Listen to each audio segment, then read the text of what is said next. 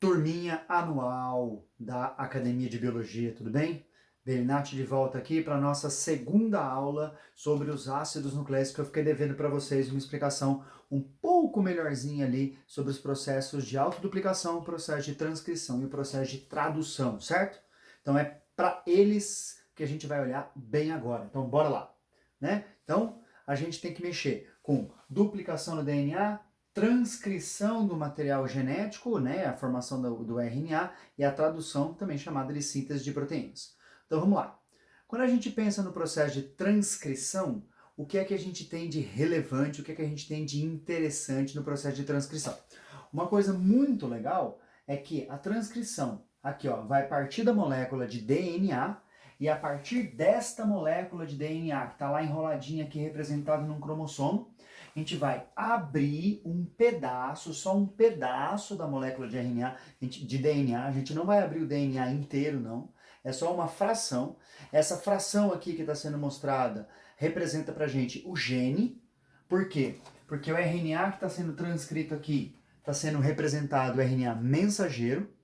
Então, por isso, a parte do DNA aqui tem que ser o gene.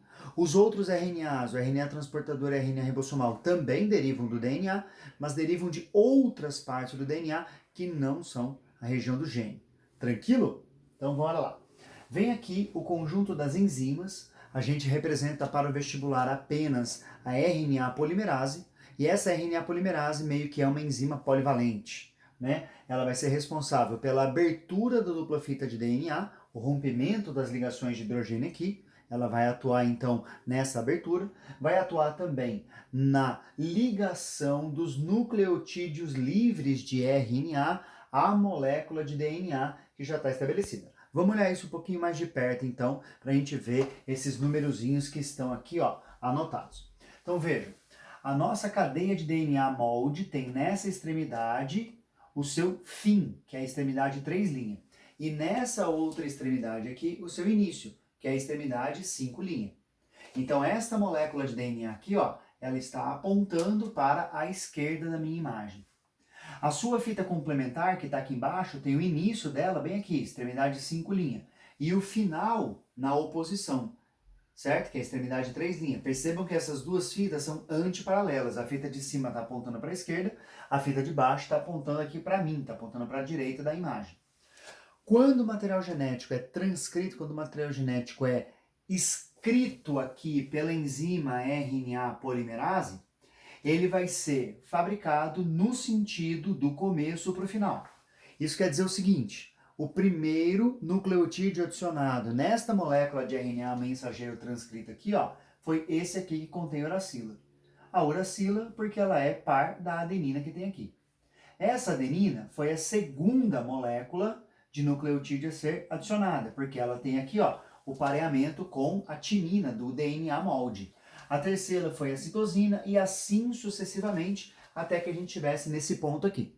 Então, vamos supor que essa abertura da fita de DNA seja o comprimento total do nosso gene. Então, mais ou menos aqui a RNA polimerase fez até a metade da tarefa e ela vai continuar essa tarefa fazendo a complementaridade a partir de nucleotídeos livres de RNA, derivam, por exemplo, da nossa dieta, aquilo que a gente come tem RNA, os nucleotídeos vêm aqui e se ligam. Isso em um procarioto está ocorrendo no citosol, que é o único compartimento celular que um procarioto tem. No eucarioto, essa atividade aqui ocorre na região do núcleo, é uma atividade intranuclear, a não ser que a gente esteja falando da transcrição do DNA tanto da mitocôndria quanto do cloroplasto. Mas pensando no genoma nuclear, obviamente essa atividade acontece no núcleo, certo? E depois esse RNA que está aqui, o RNA transportador e RNA ribossomal, serão utilizados fora do núcleo. Mas essa atividade aqui aconteceu dentro do núcleo. Tudo bem então com o processo de transcrição? Terminada a transcrição, esse RNA que está aqui sai, a molécula de DNA volta a ser uma dupla fita, como essa outra parte que está aqui, certo? Voltando então à sua integridade. Continuando então. Vamos falar agora do processo de autoduplicação, que é a capacidade que o DNA tem de gerar cópias de si mesmo. Aqui tem um fragmento de DNA extremidade 5 linha, que é o início, extremidade 3 linha, que é o final dessa fita de cima, e a fita complementar antiparalela, ela está espelhada aqui, né? Nessa imagem que eu peguei, a pessoa gostou de fazer esse espelhamento. Ela tem 5 linhas aqui, ó, mais perto de mim, e 3 linhas ali, mais longe de mim, antiparalela, portanto. A atividade da autoduplicação está bem resumida aqui. O que ele está mostrando nessa imagem? Que as duas fitas que compõem essa molécula de DNA foram separadas. A partir da fita pretinha que já existia, uma nova fita de DNA é sintetizada no sentido 5 linha, 3 linha. Então perceba que o sentido 5 linha, 3 linha é o sentido de fabricação da nova molécula de material genético de ácido nucleico. E não é o sentido de leitura dessa molécula por enquanto. Então ela está sendo lida aqui, ó, de 3 para 5, mas ela está sendo fabricada, vermelhinha, de 5 para 3. A fita de baixo, exatamente a mesma ideia. Ela está sendo aqui, ó, a parte pretinha lida de 3 para 5, mas a fita nova está sendo sintetizada de 5 para 3. Então vamos lá. Qual foi a primeira estrutura nucleotídica a ser adicionada nesta parte aqui de cima? Foi aquela que contém a base citosina. A segunda timina, a terceira guanina e assim sucessivamente. Na fita de baixo, a primeira a ser adicionada foi essa daqui que tem adenina. A segunda, a outra adenina, timina e assim sucessivamente. Tá? Então ela está sendo fabricada no sentido dessa setinha roxa que está anotada ali. Só que a molécula de DNA é muito longa, não dá para fazer a separação dela inteira numa fita para lá e uma fita para cá e ir complementando. Como é que isso acontece na realidade? Isso acontece a partir do que a gente chama de bolha de replicação. Esta bolha de replicação é o quê? Essa daqui é a fotomicrografia de uma molécula de DNA, certo? Inteira, uma fotografia real dessa molécula de DNA, mostrando aqui, ó, na pontinha dessas setas vermelhas, onde é que estão as forquilhas do processo de duplicação. Nestas forquilhas, a gente tem a ação de diversas enzimas que abrem a dupla fita do DNA original, vai abrindo para cá e vai abrindo para cá também. E a partir dessa abertura, a nova fita complementar vai se estabelecendo. Então quer dizer que eu tenho uma transcrição acontecendo para a esquerda dessa imagem e eu tenho uma transcrição acontecendo. Como a transcrição é de DNA, a gente vai dar um nome bonitinho de replicação, também chamado de autoduplicação. Vamos olhar isso agora num esqueminha com detalhes. A gente tem várias enzimas trabalhando nesse procedimento. Vamos prestar atenção ao sentido apontado pelas setinhas vermelhas e também a essa numeração aqui de início e de fim de cadeia, 5 linha, 3 linha. Então, vamos lá. Tá aqui a nossa fita de DNA, né? Eu peguei para efeito de análise essa extremidade aqui, este ponto de replicação, e trouxe para cá na forma de um esquema. Então, como é que isso vem abrindo nesta bolha de replicação? A molécula de DNA vem sendo aberta pela enzima helicase. A helicase tem a capacidade de romper as pontes de hidrogênio entre as duas fitas. Antes da helicase vem a enzima chamada topoisomerase, que ela vem desenrolando a dupla hélice torcida do DNA, para que a helicase tenha uma atividade mais efetiva. E junto da helicase e da topoisomerase, a gente encontra aqui a molécula de DNA polimerase. Está escrito o nome aqui em cima, mas é a mesma molécula aqui embaixo. Essa DNA polimerase, percebam, ela está fabricando essa fita aqui, ó, essa fita aqui de cima, que é complementar a esta fita aqui de baixo, que já existe. E ela está sendo fabricada no sentido 5 linha, 3 linha. Por isso que ela é chamada de cadeia líder.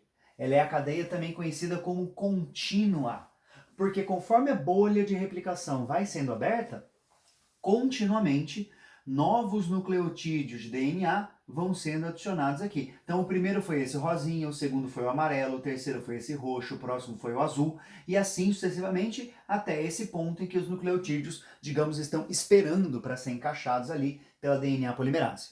Até aqui tudo bem, bem parecido com o processo de transcrição do RNA.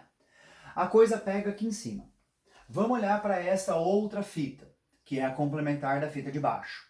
Esta outra fita aqui, né, tem a extremidade dela sendo a extremidade 5 linha. E a extremidade da nova fita que está sendo produzida aqui, ó, é a extremidade 3 linha. Então quer dizer que essa fita que está sendo produzida aqui em cima, complementar desse DNA original, ela está sendo colocada aqui, ó, para a esquerda. Por isso que ela é chamada de cadeia atrasada. Por que cadeia atrasada? Porque a DNA polimerase só pode trabalhar quando a helicase faz a abertura aqui da bolha.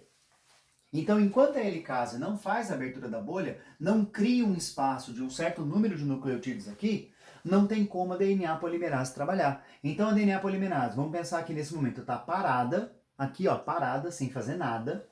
A gente vai abrindo a fita até que um momento aqui, ó, eu tenho um certo número de bases que eu expandi, que eu abri, que eu disponibilizei, e aí vem, né, uma primase. Uma primase é uma enzima que vai colocar aqui um primer de RNA, um primer é um iniciador, e esse iniciador indica onde é que a DNA polimerase vai ter que se acoplar para então fabricar essa fita no sentido 5' 3'.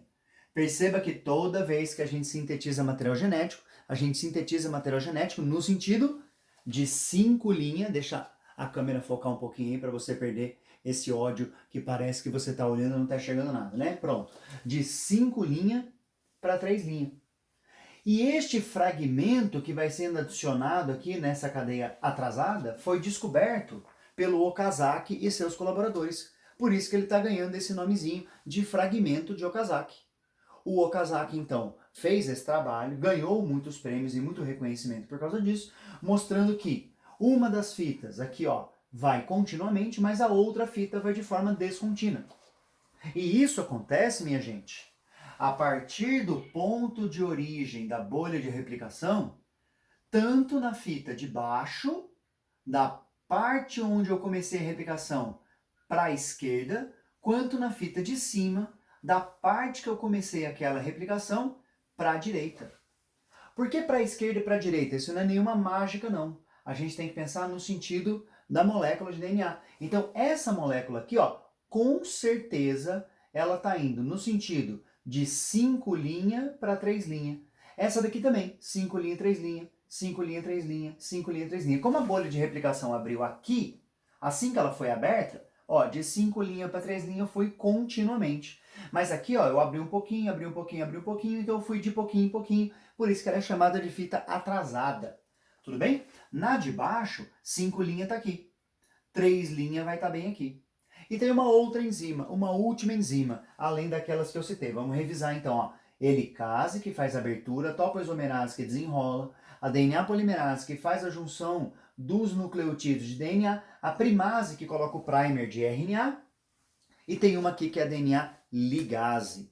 O que a DNA ligase vai fazer? A DNA ligase vai ligar essa pontinha aqui, ó, à bundinha da outra seta. Por quê? Quando eu ligo no sentido 5', 3', eu não preciso da ação da DNA ligase, eu faço direto pela DNA polimerase.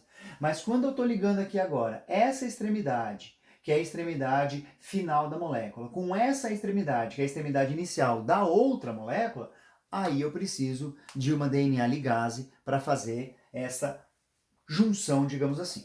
Certo? Vamos ver por que o processo de replicação do DNA é denominado semi-conservativo. Vamos voltar aqui 2 slidezinhos para eu te mostrar por que ele tem esse caráter de ser semi-conservativo. Repare que este padrão aqui, ó, de repetição de letrinhas em vermelho é exatamente igual a esse fragmento que está aqui em pretinho. Então quer dizer que a fita nova que está sendo construída tem exatamente a mesma sequência da fita original. Exatamente a mesma ideia para essa fita em vermelho aqui, ó. C, T, G, C, A, T, A, A. A mesma sequência observada aqui embaixo. Quando a gente pega experimentos que são utilizados para a construção de questão, a gente encontra alguma coisa parecida com isso. Tá? Então, foco nesse experimento. O que ele está falando para a gente? A geração inicial de DNA tem ali o nitrogênio com um número de massa igual a 15. Tá? O nitrogênio 15. Esse nitrogênio 15 aqui está compondo essa molécula. Se eu fizer uma análise dele em uma precipitação, em um meio específico, um meio de fluoreto de césio, para ser mais exato aqui, ele vai fazer essa marca nessa banda, que é quando eu tenho DNA 15 de um lado, numa fita, e quando eu tenho DNA 15 do outro lado da fita também. Então aqui é a marquinha DNA 1515. Quando eu faço a primeira geração transferindo esse DNA para o meio de cultura com nitrogênio 14, esse nitrogênio 14 tem uma massa diferente. E olha só o que aconteceu. A fitinha original aqui, ó, foi uma para cá e a fitinha original foi a outra para cá. A fitinha nova vermelha constituída é do nitrogênio 14. Então, se eu fizer a avaliação aqui, ó, do tanto que esse DNA precipita, ele vai ficar com uma banda aqui que não é tão profunda quanto a da anterior, que era 15,15. É uma banda, digamos, mais próxima da superfície, porque esse DNA é mais leve. Ele é metade 14 e metade 15, certo? Se eu fizer uma segunda geração, olha o que acontece. Eu mantenho a fita original aqui e eu mantenho a fita original aqui. Aqui eu tenho uma fita nova, aqui eu tenho duas fitas novas, uma que veio da geração anterior e outra que se formou agora, uma que veio da geração anterior, outra que formou agora e outra fita nova. Então veja, eu tenho agora DNA 1414, que são essas duas moléculas do meio, e DNA 1415, que são essas duas moléculas aqui da extremidade. Então eu tenho duas bandas, né, na marcação ali da massa desse DNA quando eu faço essa observação no experimento com fluoreto de césio. Se eu fizer agora uma terceira geração, olha que bonitinho. A minha fita original continua aqui, a minha fita original continua aqui, e eu tenho sempre agora fitas novas sendo constituídas a partir do meio de cultura com o nitrogênio 14. Então a banda que identifica o DNA 14 e 15 fica cada vez menor, porque ele é cada vez menos representativo. Ele representa agora 1, 2 em universo com 1, 2, 3, 4, 5, 6, 7, 8. Ele apresenta 2 oitavos, a mesma coisa que 1/4 ou 25% do total. Enquanto que o restante é de DNA 14, 14. Eu tenho aqui, ó, 6 moléculas, num total de 8, 3/4 de molécula de DNA 14, 14. Mostrando então a replicação semiconservativa, que metade da molécula sempre é preservada a cada processo de duplicação. Bonitinho, né? A última coisa que a gente vai ver na aula de hoje é uma análise sobre a síntese proteica. A gente vai voltar a falar de síntese proteica, tá? Com vocês na turma anual. Quando a gente chegar lá na frente, vai falando de expressão gênica, mas a gente precisa ver alguma coisa aqui agora. Então vamos recuperar algumas informações que eu já citei. Deixa, né, a imagem ficar melhorzinha aí para vocês, que a gente precisa enxergar o seguinte, que lá no núcleo a gente tem o DNA, esse DNA sofre o processo de transcrição, gera os 3 tipos de RNA, o mensageiro, que está marcado por essa linhazinha amarela, o ribossomal, que está marcado por essa estrutura aqui em vermelho, que é o ribossomo, e o transportador, que tem esse formato aqui de uma cruzinha também em amarelo, que vai ser responsável pelo transporte de aminoácidos. Todos esses 3 tipos de RNA são transcritos no núcleo do eucarioto e vão deixar a estrutura do núcleo através do complexo dipolo. Então eles saem do núcleo, vão para o citosol ou para o retículo rugoso, que é onde pode ter também o processo de tradução, e então a tradução acontece. Vamos olhar detalhes do processo aqui. Quando a transcrição é feita, o meu RNA é tirado da molécula de DNA por complementaridade durante o processo de transcrição, ele ainda não está pronto. Ele precisa passar por um processamento dele, né? Por um amadurecimento. Esse amadurecimento pode ser chamado de editoração, pode ser chamado também de splicing. E o splicing nem sempre acontece da mesma forma. A gente tem o splicing que acontece a maior parte das vezes, o splicing clássico, e a gente também tem o splicing que varia, chamado de splicing alternativo. Esta variação de splicing é para a retirada de diferentes elementos intrônicos. Então o splicing, a editoração, retira os introns e mantém os exons. Dependendo de qual intron eu estou tirando, eu tenho um tipo de RNA. Se eu tirar, por exemplo, o intron de número 1, mas eu mantiver o intron de número 2, eu tenho um tipo de RNA. Se eu trocar qual é o intron que é retirado, qual é o intron que é mantido, eu tenho outro tipo de RNA, permitindo então a produção de proteínas diferentes. Olha que lindo! Então, um mesmo gene pode gerar um mesmo RNA mensageiro, que passando por um processamento, por um splicing distinto, pode gerar proteínas diferentes. Nessas condições, quando esse RNA mensageiro agora está maduro, ele sai do núcleo e vai agora ser lido pelo ribossomo. Como é que é essa leitura do RNA mensageiro pelo ribossomo? Acho que a próxima imagem é um pouco mais explicativa dessa atividade. Então vamos lá. Isso daqui é uma representação para a gente do RNA mensageiro e a gente tem aqui uma representação do RNA transportador. A partir dessa representação do RNA transportador, a gente vai conseguir descobrir a sequência do códon e do anticódon. Códon é a trinca de bases do RNA mensageiro. Aqui foi colocado um códon palindrômico, que tanto faz se ele é lido daqui para lá ou de lá para cá, porque as letras aqui das pontas são iguais e a do meio só que varia. Então, se eu fizer a leitura esquerda-direita ou direita-esquerda, vai dar G a G. Mas tem questões que vão querer que você diga quem é a primeira, quem é a segunda, quem é a terceira. Como é que a gente vai descobrir isso? Bom, essa daqui é a extremidade 5' do RNA transportador, certo? Essa extremidade 5' tem aqui, então, a sua primeira base do anticódon. Então, a primeira base do anticódon é essa bem aqui. Se essa é a extremidade 5' do RNA transportador, e toda vez que eu tenho a interação entre dois materiais genéticos, isso ocorre de forma antiparalela, uma indo para lá e a outra vindo para cá, então quer dizer que essa daqui é a terceira base do códon. Essa daqui vai ser a segunda base do anticódon, que é complementar ao códon, e essa daqui, obviamente, é a segunda base do códon também.